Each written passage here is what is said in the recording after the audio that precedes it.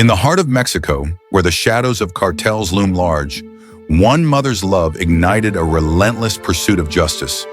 This is the story of Miriam Rodríguez Martínez, a tale of courage, determination, and the unbreakable bond between a mother and her daughter.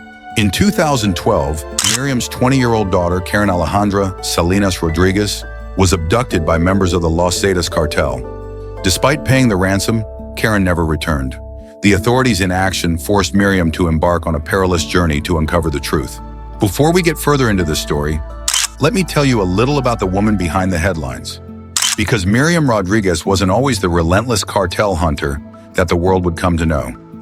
No, she was, first and foremost, a mother, a wife, a neighbor, a woman with dreams for her family, living in the quiet but dangerous town of San Fernando, Tamaulipas.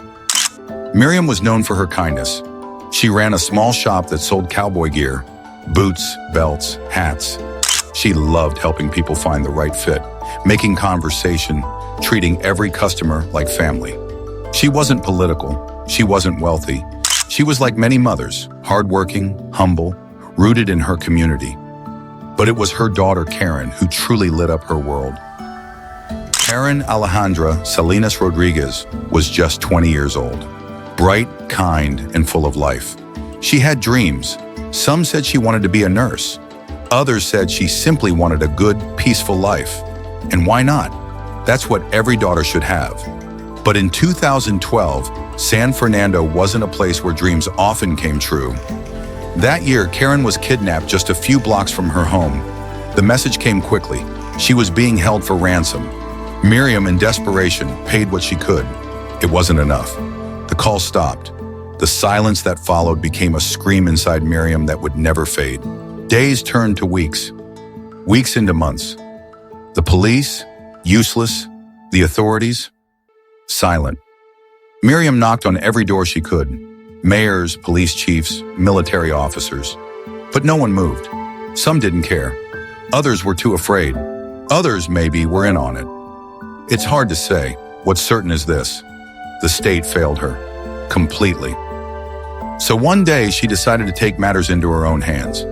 What began as grief turned into a mission. Miriam started asking questions. Who was near Karen that day? What cars were around? She collected names, faces, locations. She tracked Facebook profiles. She used Google Maps to scout neighborhoods.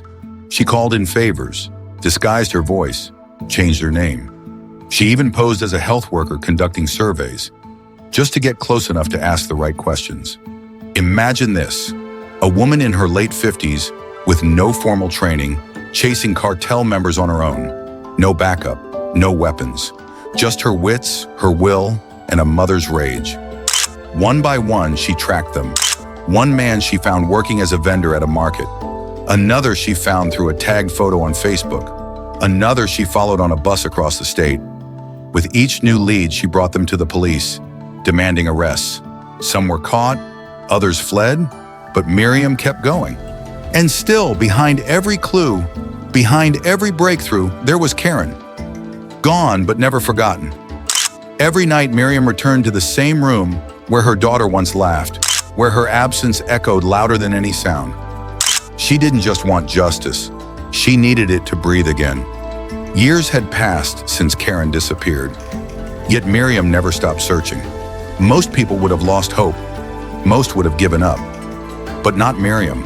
Her grief had transformed into something unstoppable. A mission so personal, it rewrote the rules of what one person could do against a system built on fear. It was sometime in 2014 when the lead came in. A small, almost forgettable detail. A tip from someone who mentioned a man who had bragged about taking girls. Miriam tracked him.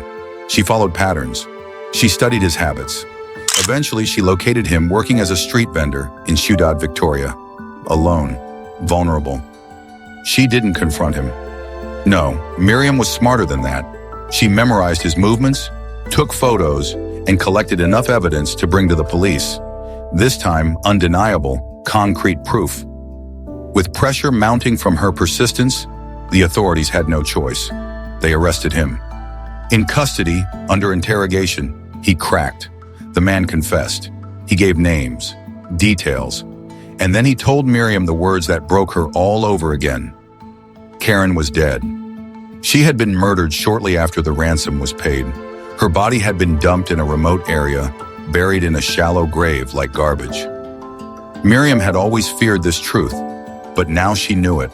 Her worst nightmare was real. Her daughter was never coming home. With his confession, Miriam guided authorities to the location. It was a dry, desolate patch of land outside San Fernando, a place where many had disappeared, but few had ever been found. They brought shovels, gloves, quiet prayers, and there, beneath layers of dirt and silence, they found what remained of Karen, her bones, her clothes, her story buried too soon. The authorities labeled it a breakthrough, but for Miriam, it was devastation. Most people would have stopped there. They would have buried their child and walked away, but Miriam did not. If anything, finding Karen gave her clarity. Now she knew the truth, and that meant the people who had done this could no longer hide in the shadows. What followed was a relentless chain reaction. With the first suspect's confession, Miriam gathered names. At least a dozen people were involved in Karen's abduction, murder, and cover-up. She hunted them down one by one. Not with violence, not with revenge, but with evidence, with persistence, with a mother's quiet fury. By the end of her hunt, Miriam had helped bring at least 10 members of a powerful cartel network to justice. She did what entire task forces and governments could not, or would not, do. She gave names to ghosts. She gave peace to other families, and, in her own way, she gave meaning to Karen's death. Karen's grave would never feel right. No mother should have to stand where Miriam stood. But Miriam turned that pain into purpose. She had cracked the cartel's armor, not with weapons, but with truth, and she was just getting started. By the time Karen was laid to rest, Miriam Rodríguez had already transformed. She was no longer just a grieving mother, she was a warrior, a one-woman army armed with notebooks, disguises, and relentless courage. And with every name she uncovered, every face she identified, her mission only grew larger. Miriam could have stopped with her daughter's killers, but she didn't, because she knew something else. She knew that for every Karen, there were hundreds, thousands of other victims. Girls and boys, women and men, taken and never returned. And she knew many of their families were too afraid, too poor, or too broken to keep searching. So she created something from her pain, an organization called Colectivo de Desaparecidos de San Fernando. A collective of mothers, fathers, siblings, all united by loss. Together they began scouring the region. Not the government, not the military. Regular people with shovels, cell phones, and the unshakable will to bring their loved ones home. They searched fields and riverbeds. They chased rumors. They held vigils.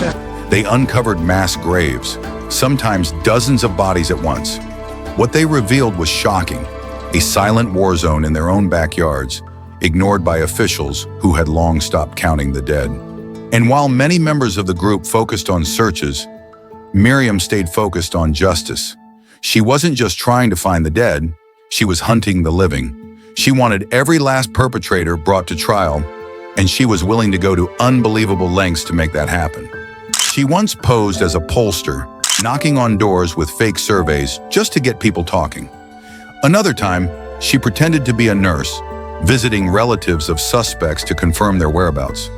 She used social media to track cartel members, studied their habits, their slang, their photos.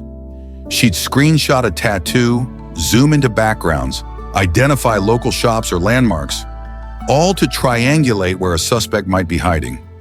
This wasn't a game. These were cartel members, violent, paranoid, and deeply connected. But Miriam didn't flinch. In one case, she followed a target for days until she saw him get on a bus. She followed that bus for hundreds of kilometers, then called the police at the last minute so they could intercept him without a chase. Every arrest felt like a small victory, a piece of order restored. Families came to thank her, to tell her she gave them hope. Some called her La Madre de Todos, the mother of all. She was their voice, their shield, and their last chance. But with every victory came risk. The more people she put behind bars, the more enemies she made.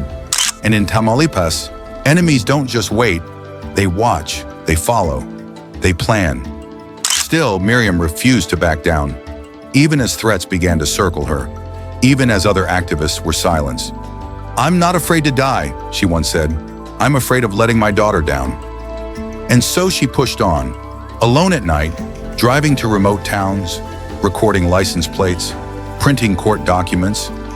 Miriam became more than just a mother. She became an investigator, a symbol, and a living threat to those who thrived in the silence of the missing. She had become the justice the system refused to be. By 2017, Miriam Rodríguez had done the unthinkable. She had tracked down, identified, and helped capture nearly every single person involved in her daughter Karen's abduction and murder. She transformed the lives of dozens of grieving families, exposed the failures of the Mexican justice system, and shaken one of the most dangerous cartels in the country. But every action has a cost, and Miriam's cost was growing heavier by the day. The arrests made her famous, but they also made her a target. In a region where justice was usually met with bullets, Miriam's work was both revolutionary and dangerous. She began receiving threats, anonymous phone calls, strange cars outside her home in San Fernando. People who used to wave now looked the other way. Even some police officers told her, off the record, to be careful. The cartel was watching. But Miriam didn't stop. She tightened her security, changed routines, wore a disguise even while grocery shopping. She carried a pistol for protection, but she also carried a list. Names still unchecked, people still missing, mothers still waiting. Then, in early 2017, something happened. A man Miriam had helped put behind bars escaped. He was one of the last involved in Karen's murder. His escape sent shockwaves through her. She knew what it meant, and so she acted fast, calling the authorities, demanding action, asking for protection, but there was no response. Days passed, then weeks. Miriam knew she was being hunted. Still, she pressed on. She even attended a Mother's Day march in early May, speaking out, marching alongside other grieving families, holding a banner with Karen's photo, demanding justice, demanding peace. That night she returned home. It was quiet. Still, the streets of San Fernando always were after dark, but as she stepped out of her car and walked toward her front door, gunmen were already waiting. They shot her multiple times, in her yard, just meters from the front door. Miriam Rodríguez Martínez died on the very day meant to honor mothers in Mexico. Mother's Day, May 10th, 2017. Her family was devastated. Her son Luis found her moments after the shooting. She had lived just long enough to try to reach for her weapon, but not long enough to defend herself. Her death sent shockwaves through Mexico. People filled the streets in mourning. Journalists, human rights activists, grieving families.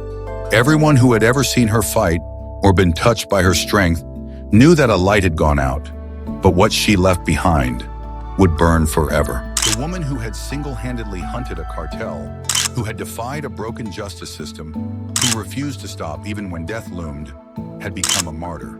And her story, though cut short, became something larger.